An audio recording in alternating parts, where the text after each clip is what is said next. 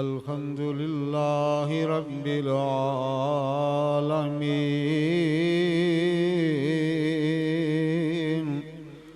वल आक़िबतु लिल मुत्तक़ीन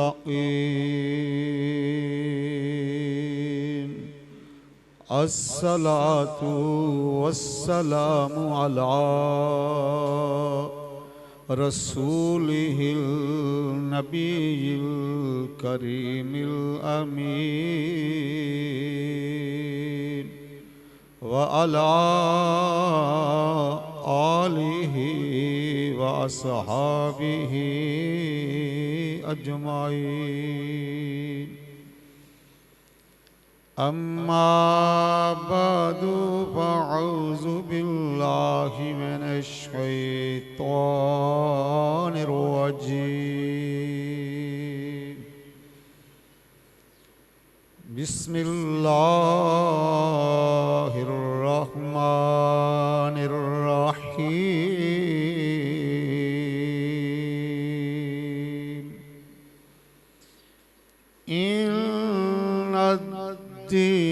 इन्नद्दीना इंदल्लाहिल इस्लाम।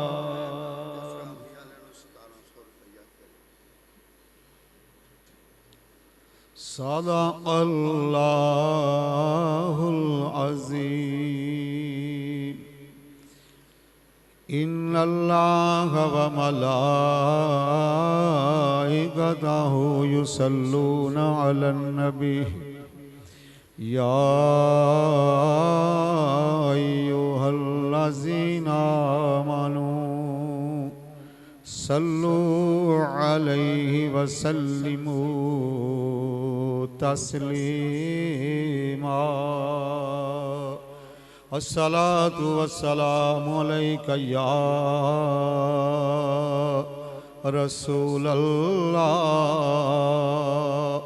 व अला आलिका व अस्हाबिका या हबीबल्लाह। अस्सलातु वस्सलामु अला नबी अल्लाह व अला आलिका व अस्हाबिका या नूरल्लाह।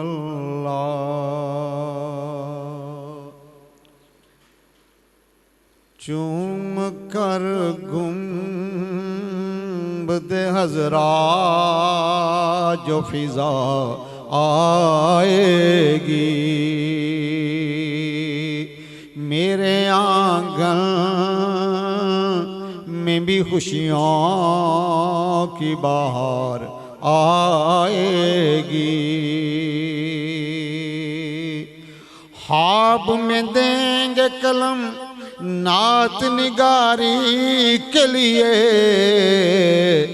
आका। ख्वाब में देंगे कलम नात निगारी के लिए फिर उसी नात से तकदीर संवर जाएगी। फिर उसी नात से तकदीर संवर जाएगी। बाबे जन्नत पे पढ़ूंगा मैं दरूद और सलाम। बाबे जन्नत पे पढ़ूंगा मैं दरूद और सलाम। हुरो गिलमान की दुनिया उसे दोहराएगी।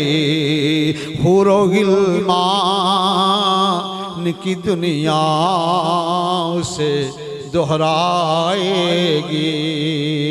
चूम कर गुंबद हज़रा जो बाहर आएगी। बढ़ गई प्यास तो आका को सदाएं दूंगा। बढ़ गई प्यास तो आका को सदाएं दूंगा। सलसबीला कि मेरे सामने लहराएगी, सलसबीला कि मेरे सामने लहराएगी। चूम कर घूम बदे हजरा जो फिजा आएगी। नात पढ़ता हुआ निकलूंगा मैं रोजे महशर, नात पढ़ता हुआ निकलूंगा मैं रोजे महशर। आग दोज़ख कि मुझे देख के छुप जाएगी, आग दोज़ख कि मुझे देख के छुप जाएगी। चूम कर गुम बदे हजरा जो फिजा आएगी।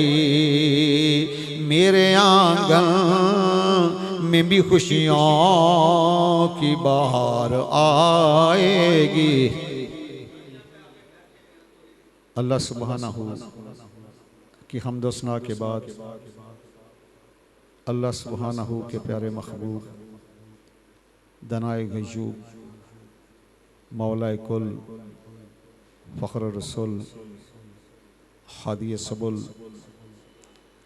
जाने कायनात रौनके कायनात हुस्ने कायनात मस्दरे कायनात असले कायनात वजह तहलीक कायनात हजूर सल्लल्लाहु ताला अलैहि वालैहि वसल्लम की बारगाह कुद्सिया में हदिया दुरूद व सलाम पेश किया।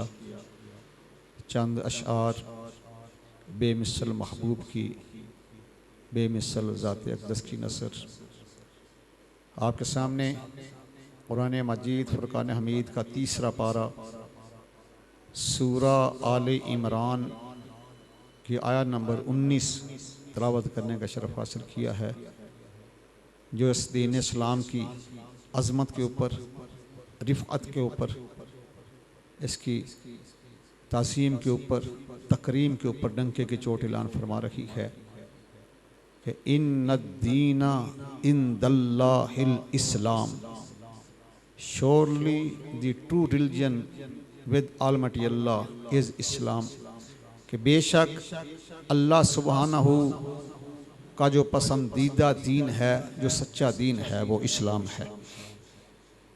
तो जैसे आज बड़ा जदीद दौर है, कोई इलेक्ट्रॉनिक चीज़ ख़रीदता है, कोई मशीनरी ख़रीदता है, तो साथ एक किताब होती है, किताबचा होता है, उसके ऊपर सारा उस मशीनरी का नक्शा, उसके चलाने का तरीका, उसकी सफाई सुथराई के बारे में, ख़राब होने की शक्ल में उसकी मरम्मत का तरीका सब इधर जो होता है। तो जो बंदा उस किताब के मुताबिक उस मशीनरी को ऑपरेट करता है, वो उससे बड़ा फ़ायदा हासिल करता है, इस्तिफ़ादा करता है। और जो बंदा उस किताब के ऊपर अमल नहीं करता, वो बजाय हासिल करने के नुकसान कर बैठता है। तो इसी तरह अल्लाह सुब्हानहू ने इंसानियत की रहनुमाई के लिए, इसको ज़िंदगी गुजारने के लिए, इस दुनिया, कब्र वाली दुनिया और आखिरी आखिरत के बारे में तमाम चीज़ें एक किताब की शक्ल में, जिसको कुरान मुक़द्दस का नाम दिया, महफूज कर दिया। क्या लोगों, अगर इस किताब के मुताबिक अपनी ज़िंदगी गुजारोगे तो तुम दुनिया में भी कामयाब हो, आखिरत में भी कामयाब हो। अगर इस किताब को छोड़कर अपनी मनमानी की तो फिर रूहानी जिस्मानी बीमारियां, परेशानियां और टेंशन, डिप्रेशन, ये मुख्तलिफ बीमारियां, मुसीबतें तुम्हें घेर लेंगी। और इस किताब की तालीम के लिए, इससे फ्यूज़ व बरक़ात हासिल करने के तरीके बतलाने के लिए मुहसिन कायनात, मुअल्लिम इंसानियत हजूर सल्लल्लाहु ताला अलैहि वसल्लम का इंतखाब फरमाया। और कमा हक्का हूँ मेरे महबूब करीम ने जिस तरह इस कुरान मुक़द्दस से हमें फ्यूज़ बरक़ात हासिल करने का दस्त दिया, जैसे अपनी हयात तय्यबा गुजारी, उसकी मिसाल कोई नहीं है। बल्कि 21वां पारा क्या नंबर 21 है सूरह अल-अहज़ाब की, लक़द कान लकुम फ़ी रसूलिल्लाहि उस्वतुन हसना, अलबत्ता तहकीक है लोगो, बेशक तुम्हारे लिए मेरे महबूब करीम की ज़िंदगी एक मशअल राह है, एक बेहतरीन नमूना है। और दो जगह में अल्लाह सुब्हानहू ने क़ुरआन और साहिब क़ुरआन की शान को इकट्ठा बयान किया। छठा पारा है सूरह अल मायदा की आयत नंबर 15 है, अद जाअकुम मिनल्लाहि नूरुम व किताबुम मुबीन, कि बेशक आप सब के पास अल्लाह की तरफ से एक नूर आया और एक रोशन किताब आई। यही छठा पारा सूरह अन-निसा के आयत नंबर 174 है, माया कि या अय्युहन्नास क़द जाअकुम बुरहानुम मिर रब्बिकुम व अनज़लना अलैकुम नूरम मुबीना, ऐ लोगो बेशक तुम सब के पास एक वो ज़ात आई जो सर के मोए मुबारक से लेकर कदमों के तलवे तक सारे का सारा ही मौजज़ा है, और दूसरा हमने कुरान मुक़द्दस तुम्हारी तरफ भेजा।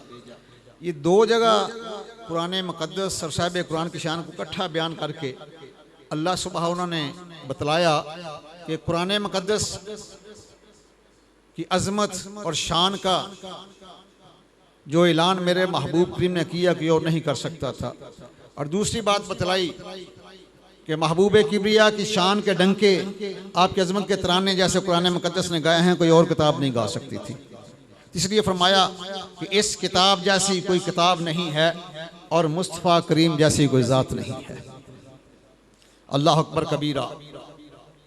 यहाँ तक सूरह अल बकरा की आयत नंबर 208 के दूसरे पारे से, या अय्युहन्नासु उदखुलू फिल सिल्मि काफ़ा, ऐ ईमान वालो पूरे के पूरे इस्लाम में दाखिल हो जाओ, अपनी मनमानी छोड़ दो, पूरे के पूरे इस दीन इस्लाम में दाखिल हो जाओ।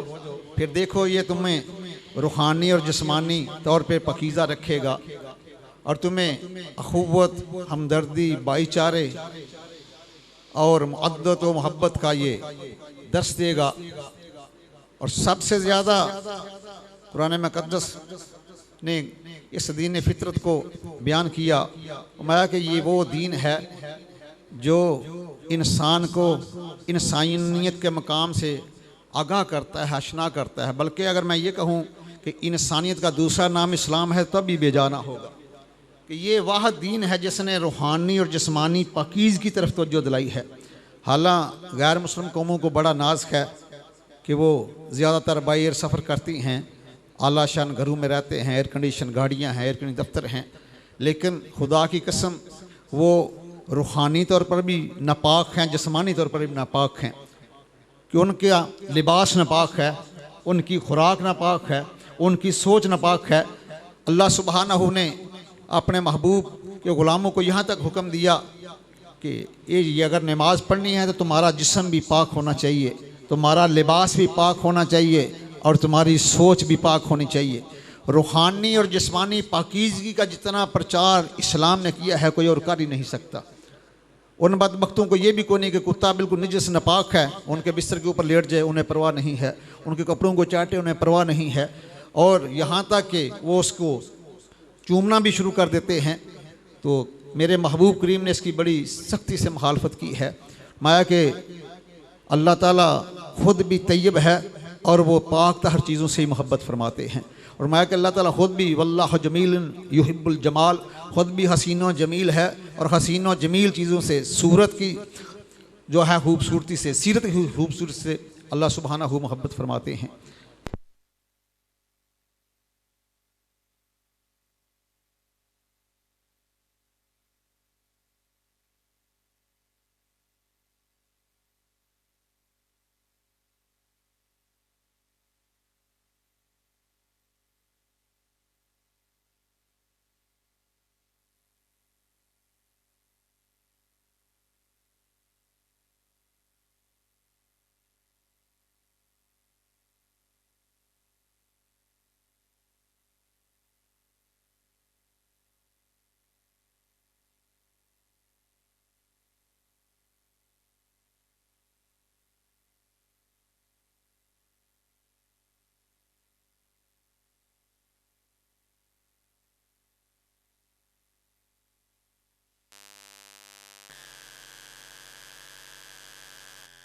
तो उसका जुर्म साबित हो गया।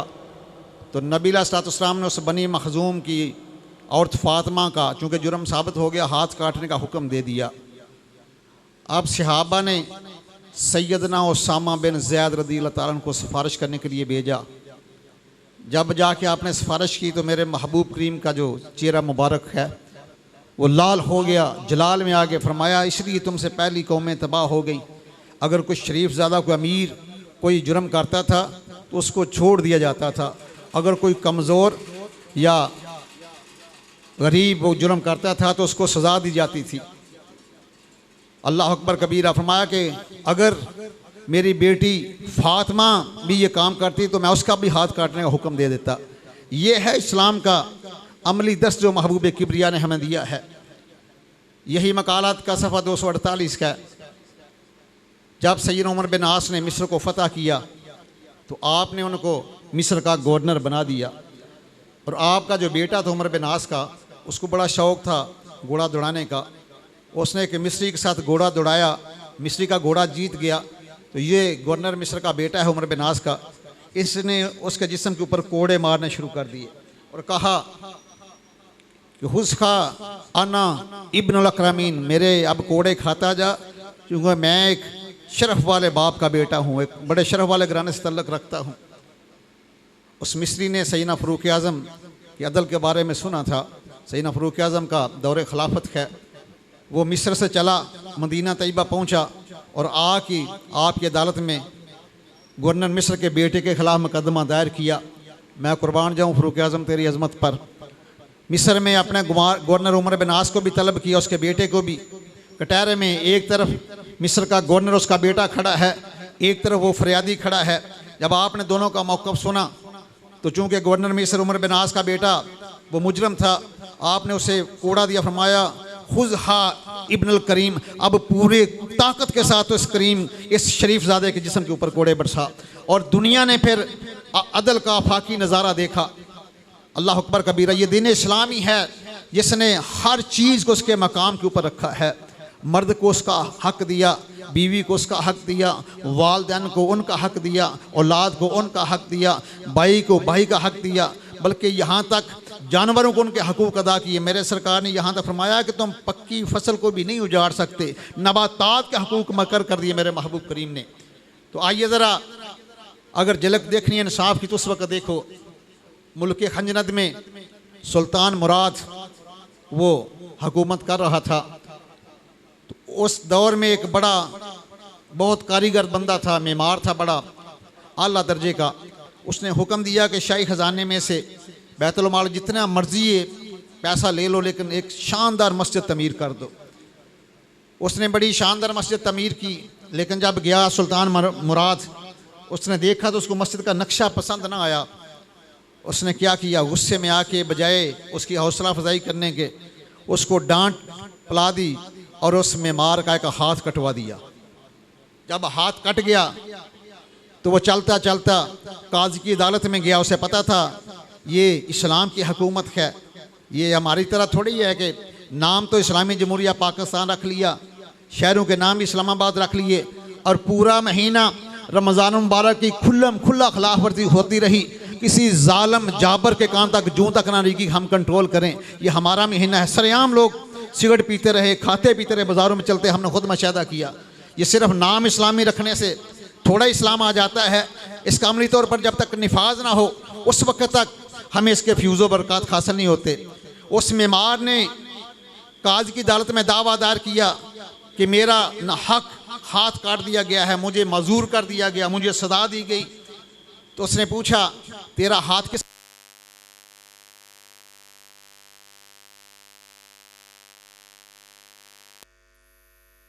हैं? इस मुल्क का जो सुल्तान है उसने मेरा हाथ काटा है।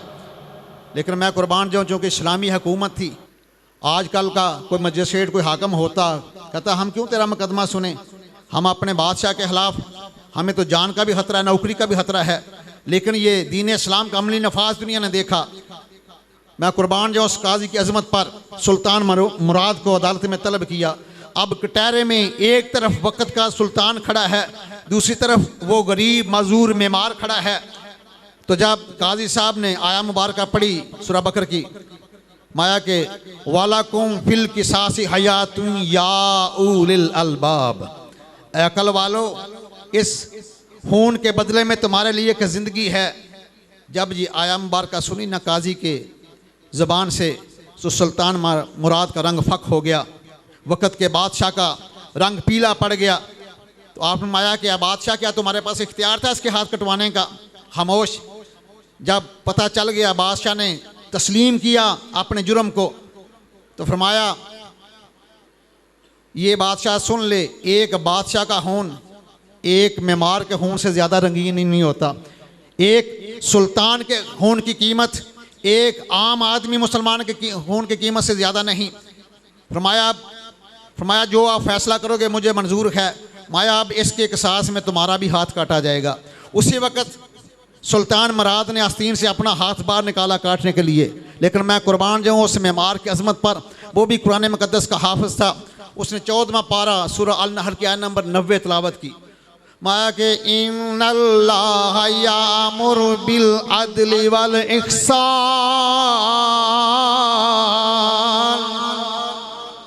बेशक अल्लाह ताला ने अदल का भी हुक्म दिया और एहसान का भी हुक्म दिया। फरमाया काजी साहब आपने अदल किया है, फैसला मेरे हक में किया है। अब बादशाह ने आगे हाथ किया हाथ कटवाने के लिए, लेकिन दूसरा हिस्सा भी है कि अल्लाह एहसान का हुक्म भी देता है। मैं भी इस कुरान मुकद्दस पर अमल करता हूँ, मैं एहसान करता हूँ, अपने सुल्तान को माफ़ कर देता हूँ। क्योंकि चाहे तो इशारों से अपने, चाहे तो इशारों से अपने काया ही पलट दे दुनिया की। ये शान है हिदमत गारों की, ये शान है हिदमत गारों की। सरदार का आलम क्या होगा। अल्लाह अकबर कबीरा। उस वक़्त पता चला जो